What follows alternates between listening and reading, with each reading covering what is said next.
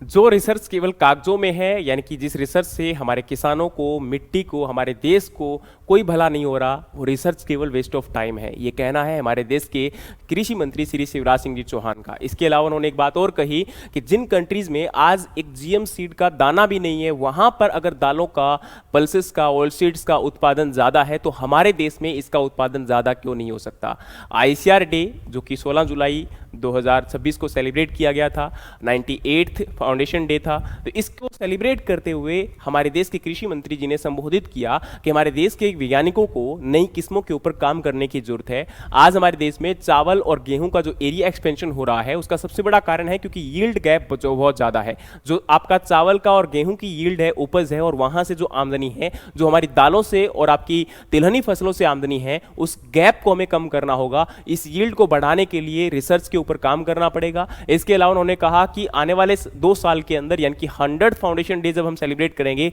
तब तक हमारे पास अच्छी किस्में होनी चाहिए, और ऐसे हम लोग क्लाइमेट स्मार्ट विलेजेस बनाएंगे जिनके अंदर यंग रिसर्च साइंटिस्ट की टीमें काम करेंगी, जो उन एरिया के अंदर प्रॉब्लम्स के ऊपर तो वर्क करेंगी, और साथ में उन एरिया में जिस प्रकार से प्रॉब्लम है उसी के अकॉर्डिंग क्लाइमेट रेजिलेंट वेराइटीज को विकसित किया जाएगा, जिससे किसानों का उत्पादन बढ़ सके, उनकी आय बढ़ सके, और आने वाले समय में हमारे देश की जो फूड सिक्योरिटी है और खासकर जो हमारी पल्सेस और ऑयलसीड्स में आत्मनिर्भरता है, उसको हम लोग एंश्योर कर सकें। एक अच्छी बात इन्होंने कही है, और मुझे लगता है कि इस प्रकार के स्टेप अगर वाकई में इनिशिएटिव कर जाते हैं, यानी कि इनको अगर इंप्लीमेंट किया जाता है, तो देश का भला हो सकता है। आपको क्या लगता है, क्या वाकई में इससे देश का भला हो पाएगा या केवल ये बातों में ही रह जाएगा? मिलते हैं नेक्स्ट वीडियोज में, तब तक ले जय हिंद, जय भारत।